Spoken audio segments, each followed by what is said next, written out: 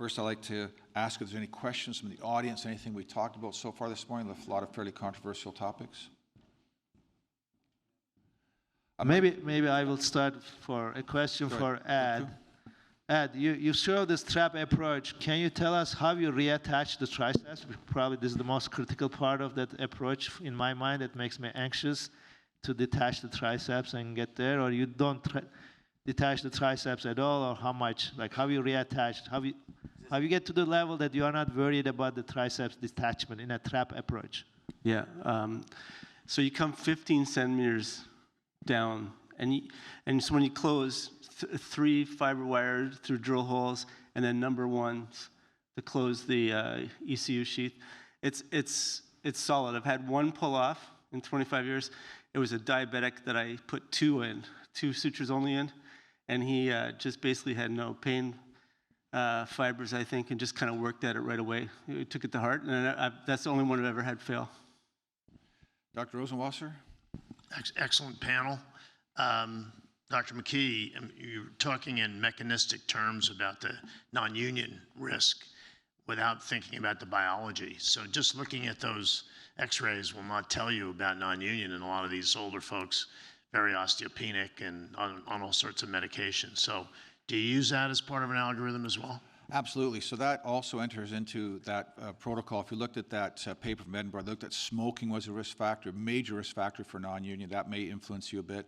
They looked at age of the patient, which was surprisingly not as big a factor for non-union as you might think.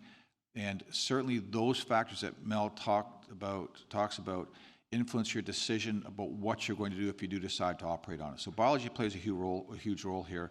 And we're much more likely to operate on a 50-year-old who's active and goes to the gym every day and is employed than an 80-year-old who's diabetic and minimally active who has the same fracture pattern. So for sure there's some major patient characteristics. And if you want to read about those, the papers from Edinburgh, and Edinburgh, for those of you who don't know it, is a town of about 700,000 people, and everyone there goes to one place for fracture care.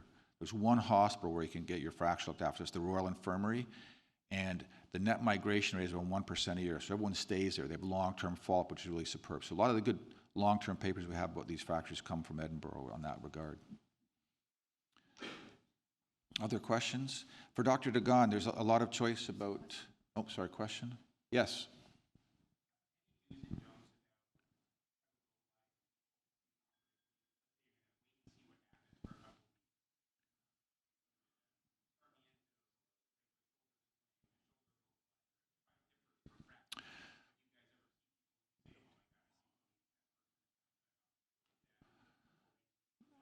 Yes, the question is about immobilization. I'll talk a bit about proximal fractures briefly. In general, I just use a regular sling, let gravity work on that. I don't do anything more complicated. People don't like it. They don't usually wear it.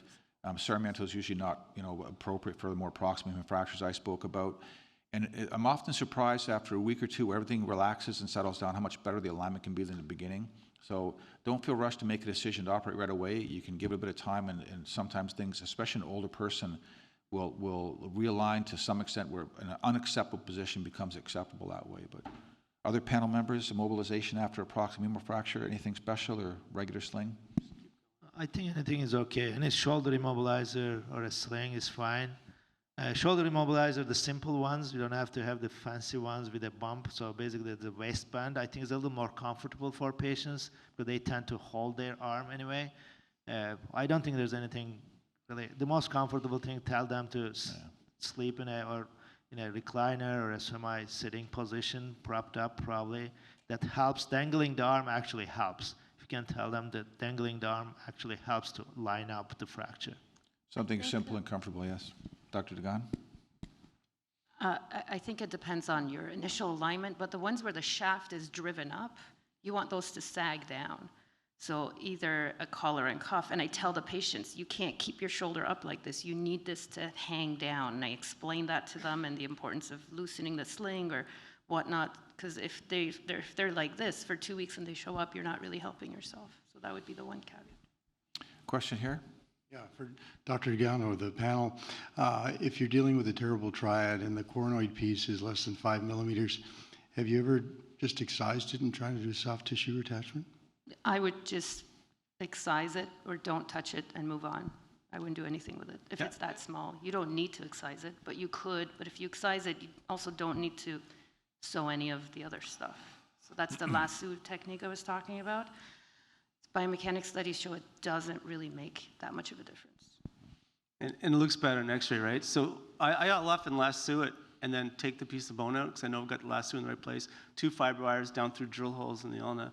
And I do use a microvector kind of sports thing. It's my sports background, I guess. But I use that to get the 2 drill holes in the right place. And then you tighten up the soft tissue, and actually you get like a 10-degree flexion contracture, which is what you want because you want it to be tight. Then you know you're going to hold it in. So the Graham King study showed that suturing down the anterior capsule made no biomechanical difference. Having said that, we did that in the original paper about half the time when the fragment was too small. If you excise that fragment, then you don't have the patient asking in a post-op X-ray, what's that piece right there kind of thing, which is a nice thing to avoid. However, I do use that technique regardless of that study because sometimes it just seems to make a difference in terms of getting that capsule back down and adding a little bit of extra stability to the situation. So I think it's a good bailout if you need that little bit of extra, like kitchen sink approach, but not in all cases.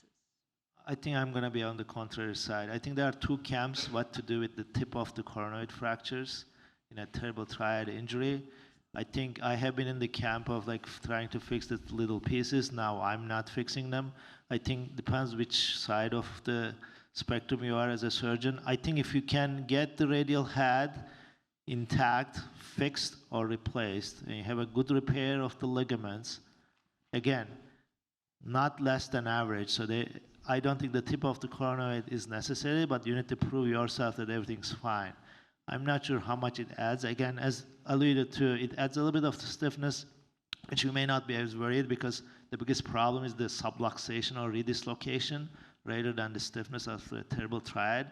But again, good repair of the radial head and the lateral collaterals and as needed the medial side probably doesn't need to address the tip of the coronoid. Again, we are not talking about type 2 and 3s. Type 2 and 3s, you're going to do something, either fix it or do some reconstruction. Dr. Shemitz?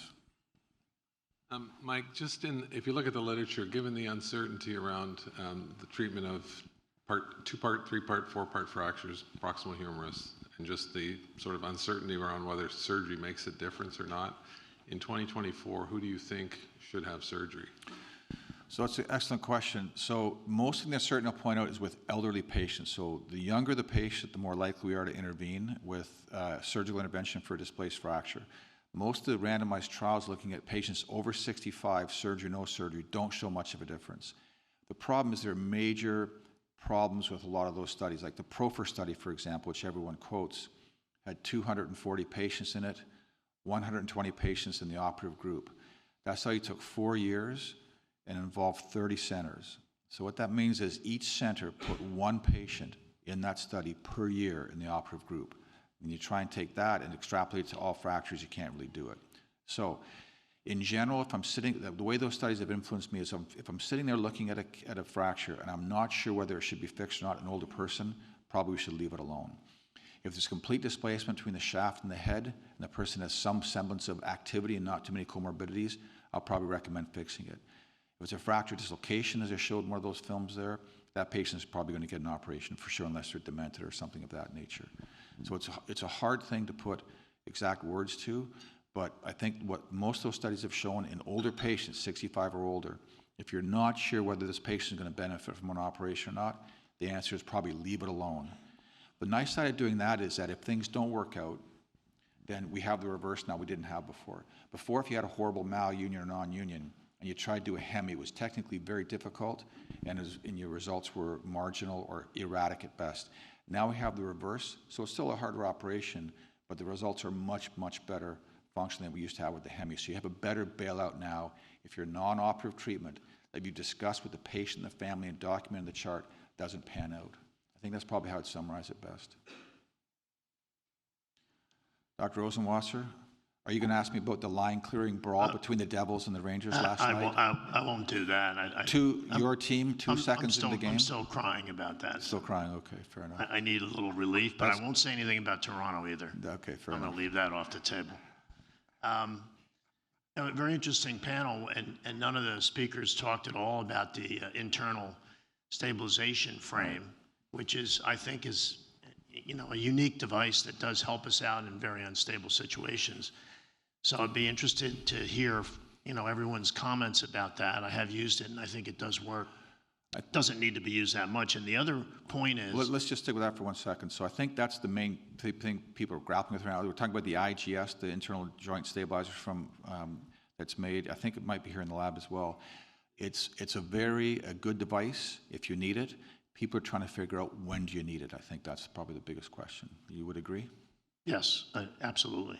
I think one of the Dr. issues Gunn, you with used it a few that times. is it was actually designed for revision cases or cases where it's a bailout option, but now more and more community surgeons are using it in primary, just terrible triad injury, because I think they don't understand the concepts, and here's a device that's supposed to make everything better. So it's going in cases where it shouldn't necessarily be used.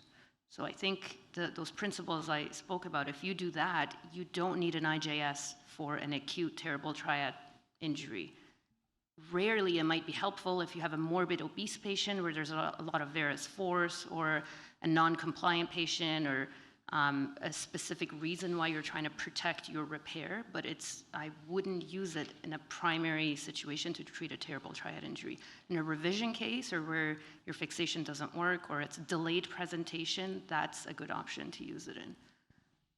Your thoughts, Mel? We just don't sorry, Ed. see as many revision cases as we used to. When I started practice, I saw a lot of them. I think people just said, okay, the terrible part, I hate that too. So they ended up coming to us. And I think we did primary repairs. And I've tried to get the device in because I saw a lot of revisions. Now I'm not seeing very many. If you look at historically, you look at there are papers, and one of which I wrote with Jesse Jupiter back in the day, of hinged external fixators for elbow instability. We had 20 or 30 cases. There was a series from Cincinnati, 50 cases. We don't see those papers anymore because we have a much better understanding of what the primary determinants are. We do a much better job of treating the coronoid and treating the radial head, and we base the lateral collateral ligament repair. When you do those principal things now, primary things now, the elbow is usually stable. You don't need the hinge fixator like we used to have. And I would agree that I think the IGS is a great device. I think its role is in revision cases, non-compliant patients, or morbid obese arms. There's tremendous force on a small bone. Maybe that's where it's most useful going forward. Just curious, how many people in the room have applied an IGS device before? So a handful, okay. One other point I was going to ask about is we keep showing, pictures of T-plates put on radial head and neck fractures. And there's tremendous morbidity with that. And most of the time, the default mode is radial head replacement, right, unless it's a head fracture you can fix or the neck stable. Because I've just seen nothing but non-unions, even lock plates migration, and not to mention PIN injuries. So we still keep showing that as an option. Do people on the panel still do T-plates for combined head and neck fractures?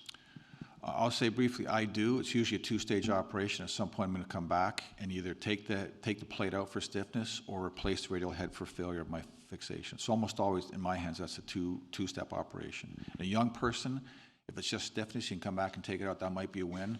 An older person now, I'm much more likely to replace the head and then to try and fix it. Yeah, I prefer trying to do intramedullary fixation if I can.